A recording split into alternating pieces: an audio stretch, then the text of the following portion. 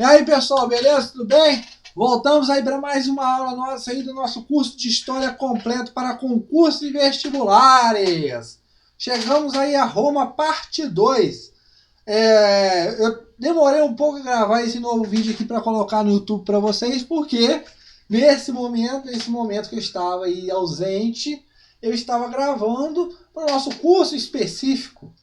Se você, primeira aula sua aqui, nosso curso de História completo para concursos vestibulares no YouTube, não sabe desse nosso curso específico, assista a nossa aula também de apresentação. É só colocar lá no YouTube, na barra lá, pesquisar curso de História completo, apresentação. Tranquilo, pessoal? Então, vamos continuar aí. Tá aí o e-mail, historiacomp1@outlook.com. Para qual dúvida você estiver, mande a sua dúvida para mim e eu vou responder para você. Estou recebendo vários e-mails e obrigado aí pelo pessoal que está acessando as aulas aí, pedindo também tudo mais aí. O Facebook, tá aí também para você mandar, se tiver alguma dúvida na hora lá, não poder mandar e-mail, tiver no Facebook lá e você tiver online lá e mandar, pode mandar, eu vou estar postando também algumas questões lá também. E o celular 3291 650267. Beleza, pessoal? Então vamos continuar aí. Nosso conteúdo da nossa aula hoje: Civilização Romana, parte 2.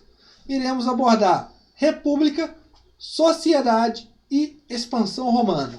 Esse vídeo de República, pessoal, eu vou dividir em dois, porque é um vídeo, é uma aula que eu tenho que tomar muito cuidado, porque ele é cobrado muito em prova. E eu não sei para qual prova você está fazendo. Eu posso gravar uma aula inteira aí de República em menos de 10 minutos. Mas o que eu quero propor para você não é uma aula corrida. Não é um resumão, né, pessoal? Aqui é um resumo, uma síntese, mas de todas aquelas questões, de todas aquelas bancas que podem pedir alguma coisa sobre você. Tranquilo na sua prova. Eu quero melhorar ao máximo aqui. Então vamos continuar aí, porque o tempo está passando e atrás vem gente. Vamos falar aí sobre República. Vamos falar primeiramente da deposição de Tarquínio. Isso aqui é uma relembrada do que nós já falamos aí na nossa última aula. Nós falamos da deposição de Tarquínio, que aconteceu lá por volta de 509 a.C. Era o último rei etrusco, que ele fez todas aquelas doideiras lá, e aquele assassinato lá da nossa incrível e tão amada Lucrécia, mas ele vai ser deposto pela um golpe da aristocracia, ou seja, dos patrícios. E o que nós vamos observar aqui, pessoal, é que essa república ela vai ser marcada por um caráter expansionista. Aqui as expansões vão começar. E essas expansões serão apoiadas através de um processo que vai ser o quê? Os conflitos, as guerras. Então, eu vou estar aumentando o meu território através de guerras. Tranquilo, pessoal? O que nós vamos observar aqui é que as terras dos povos vencidos será incorporado nas terras romanas. E nós vamos estar aqui formando aquele grande império e vasto império romano que estava na fotinho da nossa última aula, que eu esqueci de pôr aqui. Desculpe, por favor, não fique bravo comigo, tá bom? Mas o que nós vamos observar aqui, pessoal, é que as conquistas dessas terras, elas vão ainda ser concentradas na mão de poucos. Na mão de quem? Dos patrícios. Mas o que nós temos que observar, pessoal, é que também que essa expansão ela vai ter mais um caráter agrário. Não vai ser desenvolvido muita a indústria. Mas o que nós temos que ver aqui, principal coisa aqui que nós temos que abordar, é o caso dessa divisão política que vai ocorrer. Olha só, pessoal, um breve comentário aqui sobre república. Os patrícios, eles estavam querendo propor uma nova forma, né, uma nova organização para o governo, um novo modelo organizacional. E esse modelo, eles não queriam que esse poder ficasse na mão, concentrado de uma pessoa só, por muito tempo. Então a forma deles foi através da saída, foi através da república, ou seja, coisa pública. O que eu quero dizer com isso? A república, ela vai se tornar numa forma de que o governo não vai ser concentrado numa mão só. Ele não vai ter visões privadas, privativam uma pessoa só, somente o interesse de uma pessoa só. Ou seja, o interesse dela será ligado a todo mundo, ao coletivo. Só que nós não temos que confundir aqui com a democracia que ocorreu lá em Atenas. Por quê? Quando nós falamos de democracia, nós estamos falando de isonomia, ou seja, da igualdade entre todos, a igualdade de direito entre todos. Seja ele maior de 18 anos, rico ou pobre, ele tem a mesma força política do que todos. É uma igualdade. Aqui já na República, eu vou ver essa concentração jamais voltada no quê? Na poder dos grandes proprietários. Ou seja, nós vamos observar aqui o censitarismo. Ou seja, aqueles que têm mais poder político, e aqueles que têm menos poder político. Ou seja, aqueles que têm mais terras, que têm mais renda, têm mais poder. E aqueles que têm menos renda, que não têm nada, eles não têm poder nenhum. Tranquilo? E nós vamos observar aqui que essa divisão política, pessoal, ela vai se transformar no quê? Vai ser eleito 2 cônsules com mandato de 1 ano, que vão ser eleitos por quem? Pela Assembleia Centuriatas. Ou seja, esse cônsulo, pessoal, é como se fosse o poder executivo de administrar. A Assembleia Centuriatas, ela seria o quê? Uma forma de propor leis, de vetar leis para o Senado. E eles têm incumbência de nomear os cônsules. Aí você deve estar perguntando, nossa, a Assembleia vai defender os direitos. Mas não, pessoal. Aqui a maioria da Assembleia é ainda patrícia também. Tranquilo? Você faz assim. Então, tudo que era aprovado, tudo que era passado das leis, era benefício a quem? Isso mesmo, a classe dominante. Você é esperto. Muito bem. Muito bom o seu raciocínio. Eu pensei aqui nisso aí que você pensou aí. Então, nós vamos observar o quê? Que essa Assembleia, ela vai fazer o quê? Ela vai propor, ela vai fazer projetos de lei para que o Senado olhe. E o Senado, pessoal, ele vai ser composto de exclusivamente patrícios. Aqui seriam os principais chefes dos clãs. E eles vão ter como fosse um poder legislativo de fiscalizar. E também eles vão ter aqui um poder tão forte que eles vão meter o nariz em questões internacionais e em questões administrativas do Estado.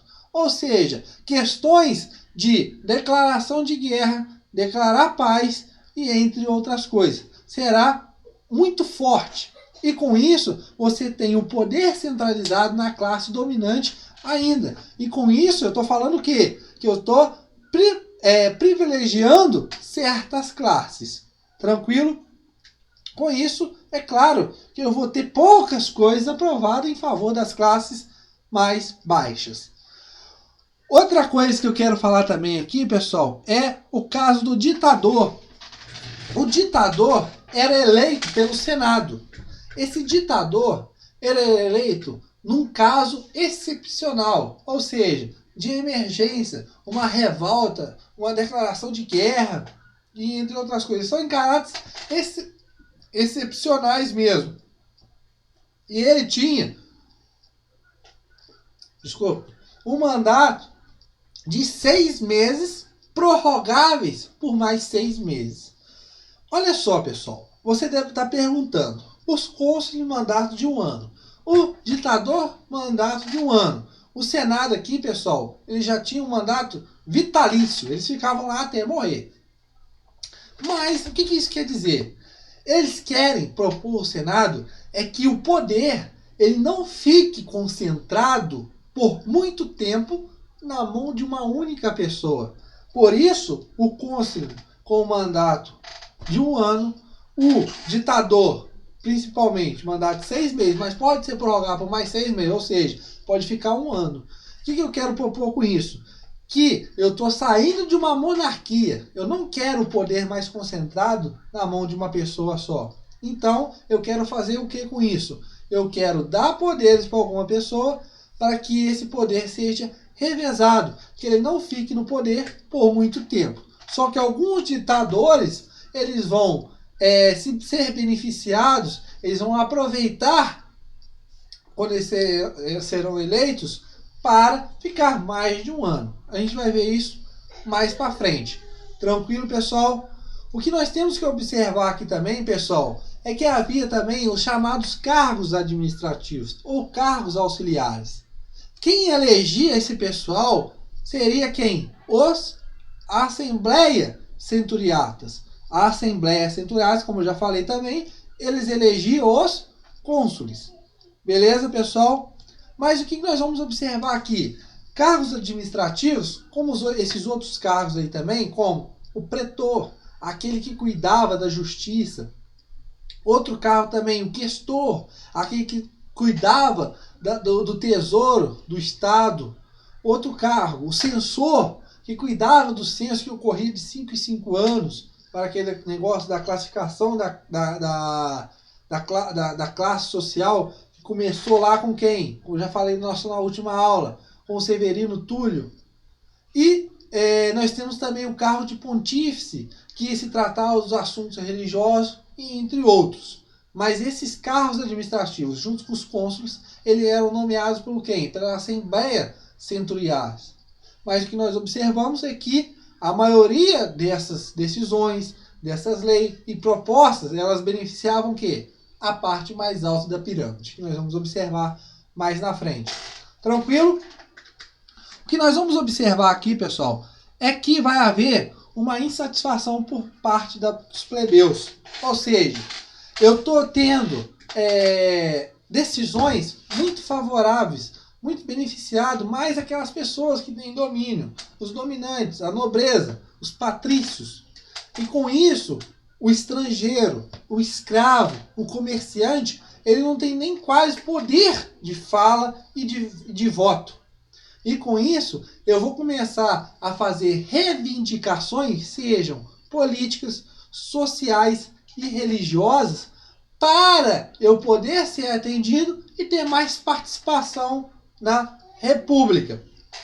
O que vai acontecer, pessoal, é que essas revoltas sociais, essas revoltas plebeias, elas vão começar a ser atendidas. E essas conquistas, elas vão vir com o tempo. E com isso, como eu já falei no nosso começo do nosso vídeo aqui, vai começar o poder concentrado na mão dos patrícios e com o passar do tempo esse poder vai começar a ser dividido com os plebeus.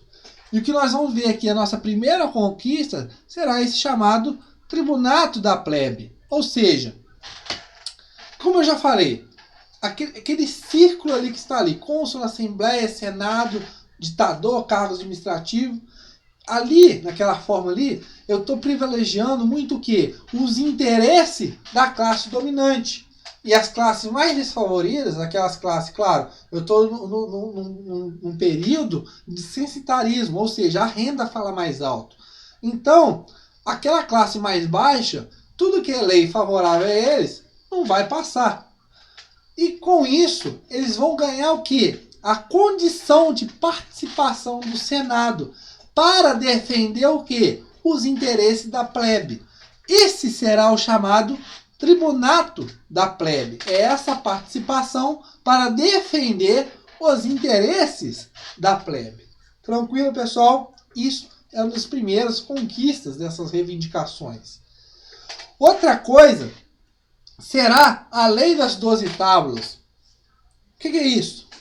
Antes, as leis eram transmitidas oralmente e eram, como que eu posso dizer, eram levadas também a casos de má interpretação, porque as únicas pessoas que podiam interpretar a lei seriam quem? Os nobres, os cônsules, os patrícios. Então, eles interpretavam a lei de forma com que favorecesse a eles, que beneficiasse a eles. E essa forma de transmissão dessas leis, elas prejudicavam muito os plebeus. Por exemplo, a posse de uma terra vai prejudicar, claro, a parte da corda, qualquer negócio, onde a corda é mais fraca. Então, com essa publicação dessa lei das 12 tábuas, o que seria isso? Era passar essas leis, que era oral, para uma forma escrita. É eu transcrever essas leis, é eu codificar essas leis, para que todos possam ver e que todos saibam o significado de seus direitos. O que eles têm, o que eles não têm direito, o que eles podem ser punidos e o que eles não podem ser punidos. Tranquilo, pessoal? Então essa lei das 12 tábuas, ela vai ser muito importante, uma conquista muito importante. Beleza, pessoal? Uma outra coisa que eu quero falar para vocês também aqui é a chamada lei da Canuleia. Olha só, o que é essa lei da Canuleia? Acontecia o quê? É que o casamento entre plebeus e patrícios era proibido. Isso não podia ocorrer. A partir do momento em que, por exemplo, eu tenho um plebeu que ele tem mais condição financeira, é um plebeu mais, como pode dizer assim, com mais sorte na vida, né? Porque você tinha que ser um plebeu e trabalhava muito, mas se tivesse sorte, fosse um comerciante, um artesão, uma coisa assim, conseguisse ganhar uma riqueza, você tinha um dote para poder casar com uma filha de um patrício, sei lá, alguma coisa assim, formar assim uma família. E a partir desse momento, pessoal, vai haver essa promulgação dessa lei que vai fazer o quê? Com que haja essa desigualdade acabe, que possa haver casamentos entre plebeus e patrícios. Tranquilo, pessoal? Outra lei também é a lei chamada de lei da Licínia. O que seria essa lei da Licínia? Beber uma água primeiro antes de falar da famosa lei da Licínia. A lei da Licínia, pessoal, é uma lei que ela vai permitir a igualdade entre plebeus e patrícios. Ou seja, o que eu quero dizer sobre isso? As terras conquistadas através da expansão romana, elas vão poder ser divididas entre plebeus e patrícios.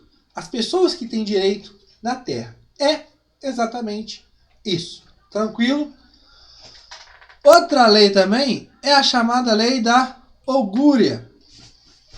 Olha só, pessoal, eu quero falar um pouquinho dessa parte de religião, porque essa lei aí está mais ligada à religião. Que será, o que eu posso dizer? Ela vai permitir a igualdade de direitos religiosos entre plebeus e patrícios. Antes era só patrício. Então vai ter essa igualdade. A religião romana, pessoal, ela é muito parecida com a grega. Ou seja, nós temos Júpiter, o deus que correspondia mais ou menos ao deus do céu, que era Zeus dos gregos. Você tinha Netuno, que correspondia ao deus do mar, que na Grécia era Poseidon. Uma coisa interessante aqui, pessoal, nós vamos falar desse cara, Calígula. Calígula vai declarar guerra a Netuno. Vocês acreditam nisso? Pessoal, Calígula declarou guerra a Netuno. Pra você ver, como que eles tinham tanta ambição de expansão, meu querido, virar deuses. Mas o que nós temos que observar aqui, pessoal, é que os dogmas, os sacramentos, aquelas coisas de você ter a recompensa ou a punição numa vida futura, eles eram a mesma coisa que os gregos, eles não acreditavam nisso. Só que há uma diferença aqui entre os dois, que será a parte da chamada da crença.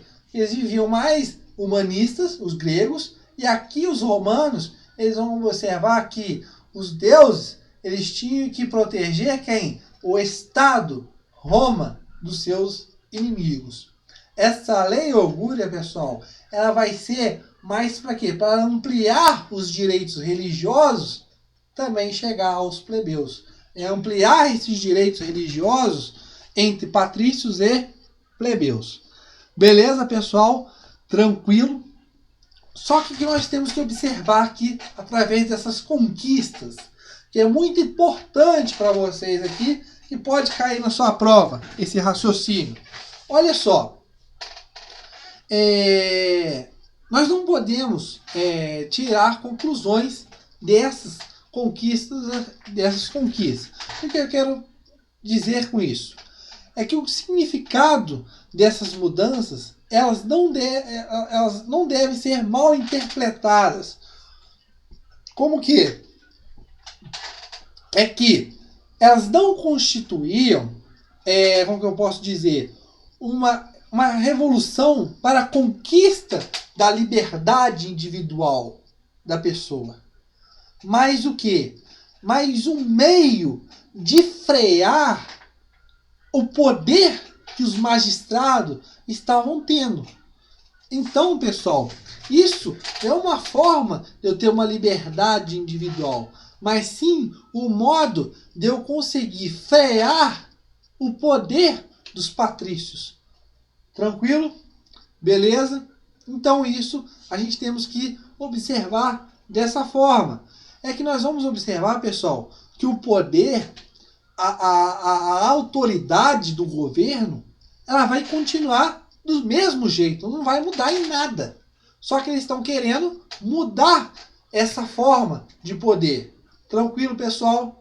Beleza? Tirar esse poder exclusivo para beneficiar só as classes da nobreza, os nobres, os patrícios, mas sim a eles também.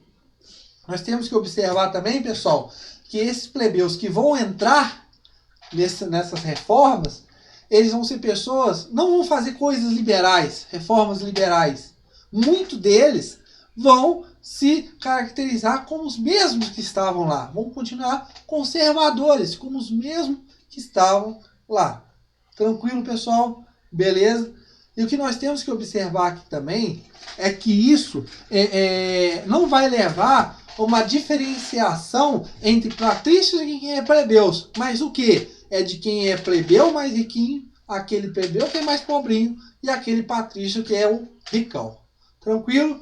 Beleza? Espero que vocês tenham entendido essa primeira parte de república e eu vou continuar falando sobre sociedade. Essa república, pessoal, ela vai formar uma sociedade.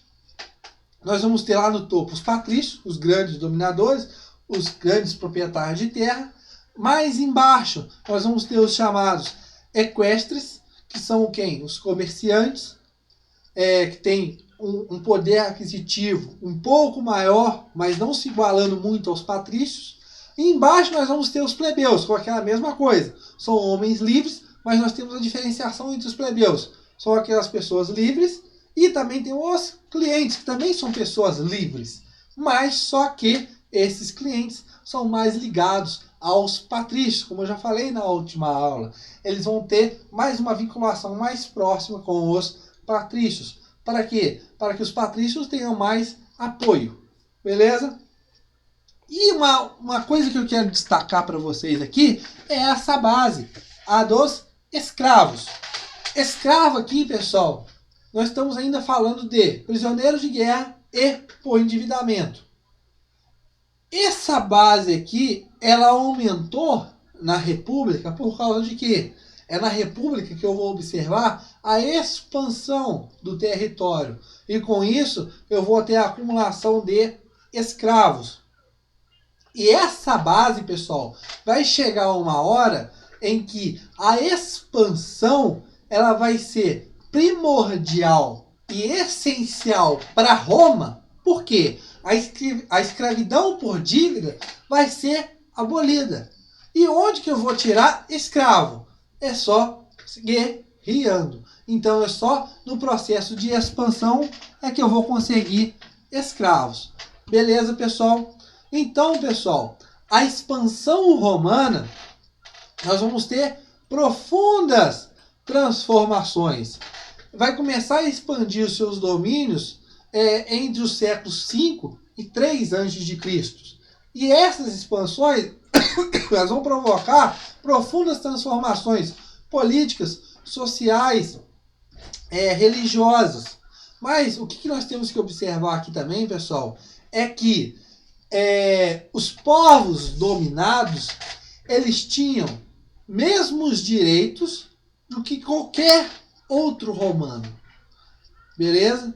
Aqueles povos que eram dominados, eles tinham os mesmos direitos de qualquer outro romano.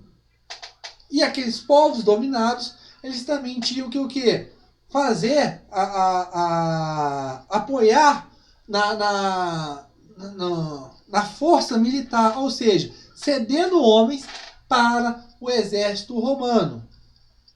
Mas só que essa forma, pessoal, o que nós temos que falar aqui é que vai haver algumas medidas para controlar, para o quê? Garantir o controle desses povos conquistados, para que não haja revoltas. Quais as primeiras medidas? A oficialização da língua, o latim, a padronização da moeda, numa única moeda só circulando, a construções de estradas para que haja mais facilidade na mobilização do exército para uma possível revolta em um determinado local, e entre outras coisas.